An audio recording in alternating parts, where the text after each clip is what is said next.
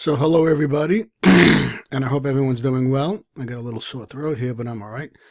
The basics of chapter 14 will be discussed. Again, there's about 70 slides here, so we'll probably do this in parts. Make life easier for everybody. So we're going to talk about payout policy.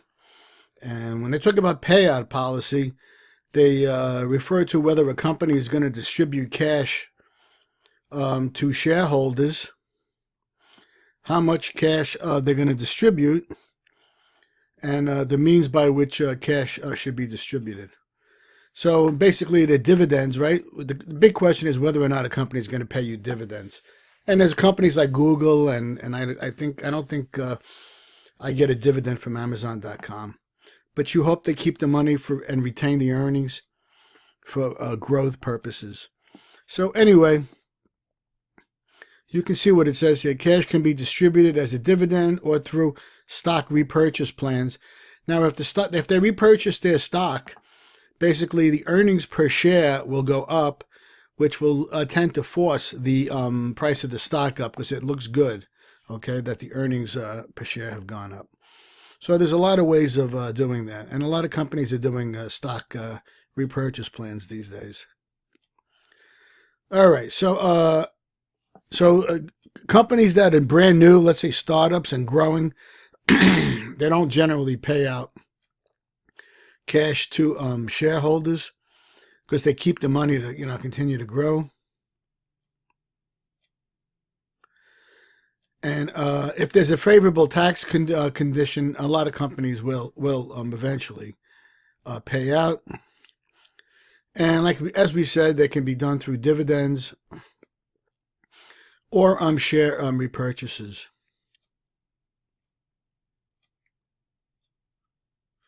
Now, most of the time, companies don't want to cut if companies are paying a consistent solid dividend, they won't cut that back.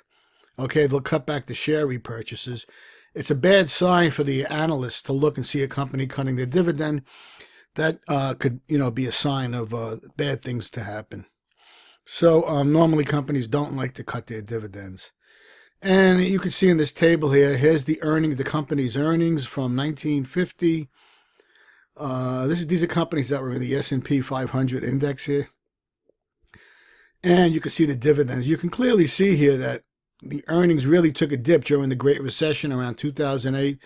But dividends only got slaughtered a little bit here. So it wasn't a massive slaughter. The dividends stayed consistent. The blue lines indicate recessions. Okay, these are recessions.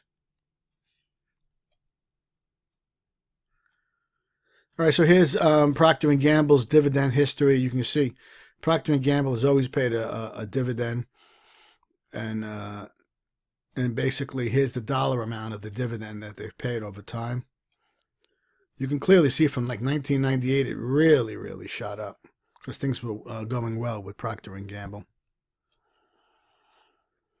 All right, so these are all U.S. listed companies, and here's the aggregate dividends. And you'll notice that the aggregate repurchases during periods here were larger. You see here, this was during before the Great Recession, right? And during, I assume, so share repurchases, and they beat dividends, and then it took a little nosedive here, and it flattened out probably, and it was the same as the dividends and the stock buybacks. But for the most part, over the history, dividends paid out more than on the aggregate share repurchases, and it's telling that people like dividends. All right, so basically, this is a good point here. A recent study of payout policy at firms from 25 different countries found that share repurchases rose at an annual rate of 19%. So you can clearly see that share repurchases have gone up. And, so they actually make a point here. In most of the world's largest economies, repurchases have been on the rise in recent years, eclipsing dividend payments at least some of the time in countries as diverse. And they give you a whole bunch of different companies here. All right, so in addition to simply returning cash to shareholders when the company buys back the shares, now they don't buy them all back. Companies also typically say they repurchase stock because they believe their stock is undervalued. And what they'll do is the earnings, as I said, the earnings per share will go up, and the analysts will then raise the feel that the stock should go up. So you'll see the price will bounce higher after the buyback.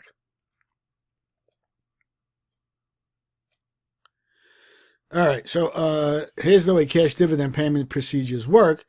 At the quarterly or semi-annual meetings, the board of directors will decide whether and in what amount to pay cash dividends. And they basically have a precedent, and they try to keep it flat and consistent. So boards will rarely cut these dividends, right, unless they believe that the firms are going to have trouble generating cash. I think Apple may cut their dividend now because Apple is going to have a bad quarter. They already announced today after I bought some Apple stock. So that's the way it goes. Okay. So these are the number of firms maintaining their dividend and not changing. You'll notice this, right? And this is the number of companies. And here's the number of firms decreasing the dividend. And you can see that's pretty flat, right? And the number of firms increasing dividends. So for the most part, they keep their dividends constant, most companies. And dividends kind of dipped over here during the Great Recession. And then again in 2010. All right, so.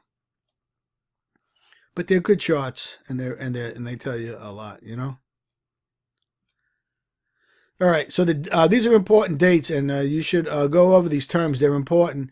The date of record is set by the firm's directors, and that's the date at which all persons whose names are recorded as stockholders will receive a declared dividend.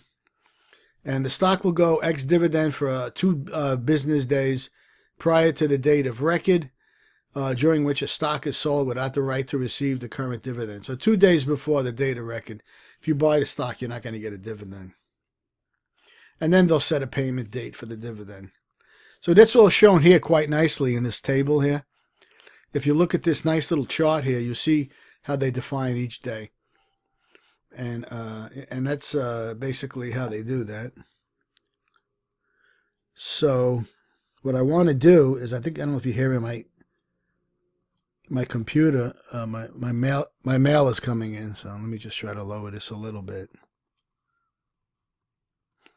Anyway, so much for that.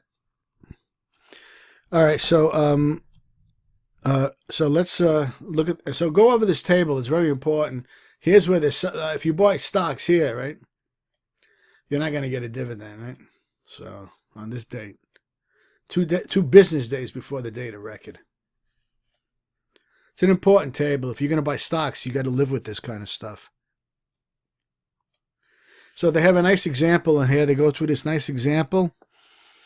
And stocks will begin trading ex-dividend. And this is from the previous slide. And I believe so. Let's see. September 10th and September 6th. Let's go back. Yeah.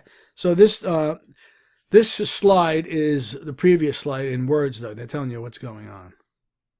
All right. So. I don't know, I lost my cursor here.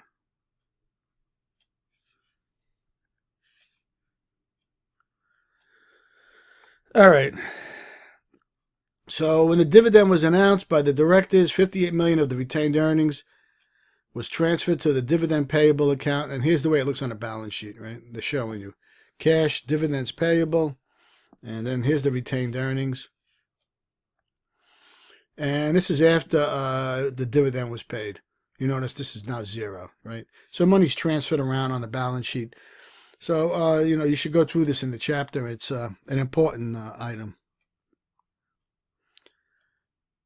All right, so I'm going to stop here. So the mechanics of payout, share repurchases we'll do next. And I'll pick up here again in part 2.